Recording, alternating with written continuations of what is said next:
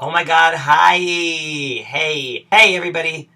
Thank you for tuning in. It's Nicky Nasrallah, your brand new Fry Gay, every Friday here on Queer Comics. We're gonna have a great time together. We're gonna get to know each other. You're gonna get to know my cat. This is Jabot Cosmetics. I don't know if any of you love Young and the Restless the way I do, but as I named this guy, Jabot Cosmetics, after the cosmetics company that the Abbotts run on Young and the Restless. Okay, listen. Hey, shut up, everybody. I have something to say. Where's your brother? A bunch of all the other comedians on the Queer Comics channel have asked me some questions that I'm going to answer. In turn, I have asked them some questions, and most of them have already posted their responses, and they're effing hilarious. Go check out their videos. Okay, listen. Here we go. Question number 1. Lady Anya Face asks, what's the first thing you noticed about Dave Foley? Now, I don't think Lady Anya Face has that kind of accent, but that's the one I gave her. I'm assuming, Lady Anya Face, you asked this question because you did your research and you found out that I interviewed Dave Foley a couple years ago for quipmag.com. It was definitely my pleasure to do that. One thing I hate about having cats is having hair all over my hands. I generally don't like to touch them, but I'm trying to seem personable and like an animal lover to the people, the public. Dave Foley, what's the first thing I noticed about him? That he's very white. Tranna Wintour asks, and I love that name, by the way, what's the most inspiring live performance you've seen? Now, I have seen a lot of really inspiring live performances. I'm glad you asked that, because I've seen Eartha Kitt live with a symphony. I've seen Bernadette Peters live with a symphony. I saw Beyonce in concert 4 times, which would be the easy answer, is to say Beyonce, because she's my business, and she's my number 1 girl. And I did follow her around the world, and I saw the Mrs. Carter tour 4 times. And her performance each time of Why Don't You Love Me was church. Can you calm down for a second? I'm not going to say her, though, because there actually is a live performance that I'm obsessed with. Several years ago, I was in New York and I went to see The Color Purple with Fantasia Barrino. Now, whenever I go to see a Broadway show, I always try and get the cheapest tickets possible. For this show, it was so sold out, and there was like 1 ticket left, and it was like $100 and several dollars. And I paid it.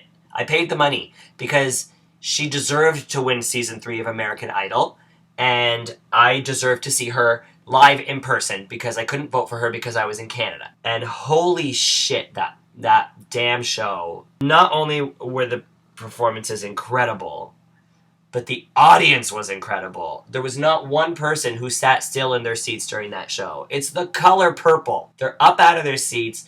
And if they're sitting down, they're leaning forward, and they're just giving so much energy. I was doing a performance back in Ottawa, some community theater musical I was doing.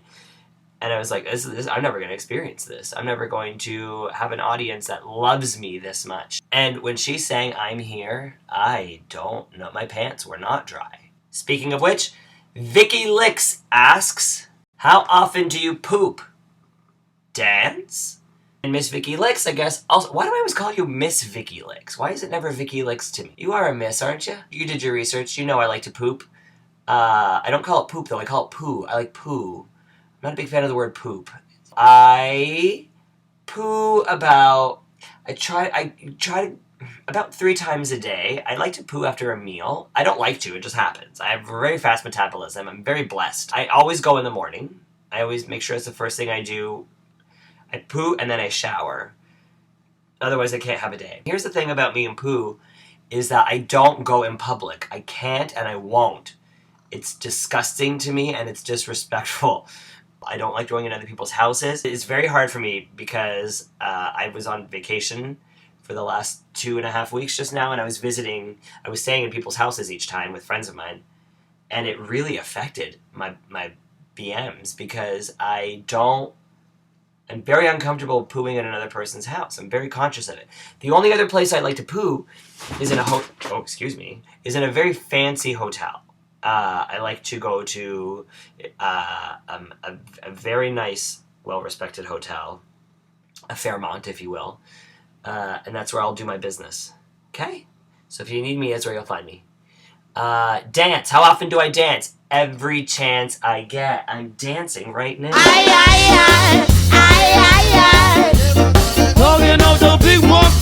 Yeah, I teach a dance class, so I dance at least like 18 hours a week. Oh, look who's here. It's Little Newman Enterprises, also of the Young and the Restless fame. Okay. Andrew Johnston asks, what are the biggest challenges of being a comedian who's queer and of, I presume, Middle Eastern descent? Here's the thing, is most people think I'm Jewish.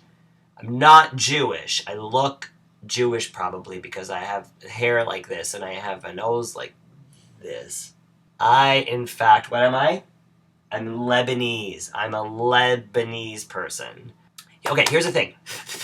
Cat hair all over my mouth. I hate you guys. I love you, though. I love you so much. I've never really thought of myself as a queer comedian, and I think that's what the biggest challenge is being a representative of a group just by nature, just by being gay and being a comedian. I am automatically a representative.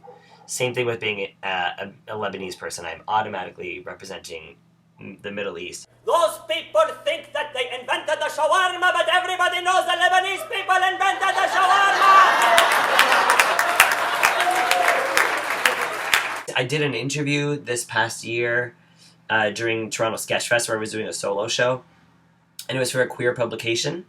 And the person interviewing me was asking me a lot of questions about being a queer comic, and which is something I never really, consider myself to be. I always just consider myself to be a comic. I don't necessarily write gay jokes. I just write jokes that hopefully appeal to a universal audience. This person was asking me about my characters and specifically what are my gay characters. I didn't necessarily have any gay characters that I was going to be doing that performance anyway. So I lied because I felt the pressure, and I was like, oh yeah, I got gay characters. Yeah, come see the show. So I ended up having to write a gay character last minute to put into the show, and it didn't work. And it was a bad show. Well, it was a good show, but it was a bad monologue, whatever I wrote. I would say the biggest challenge of being a queer leb comedian is having to represent a group of people that I'm no way qualified to represent. I'm not a political person. I don't aim to be something other than an idiot. Ashley Moffat asks, two-parter. Am I a good dancer? Yes or no? No. And part 2 is, will you be my best friend? Yes or no?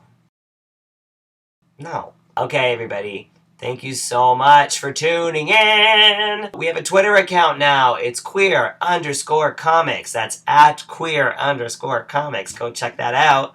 And please stay tuned. There's more videos coming this weekend. Awesome stuff. Go back and check out all the other videos if you haven't looked at them yet. I'm very happy to be part of this. And we're going to have a great time. Great time. Oh, yeah. Good times. When to put my hands up, the lighting changed. Yeah. I love you. Talking of the big monkey man.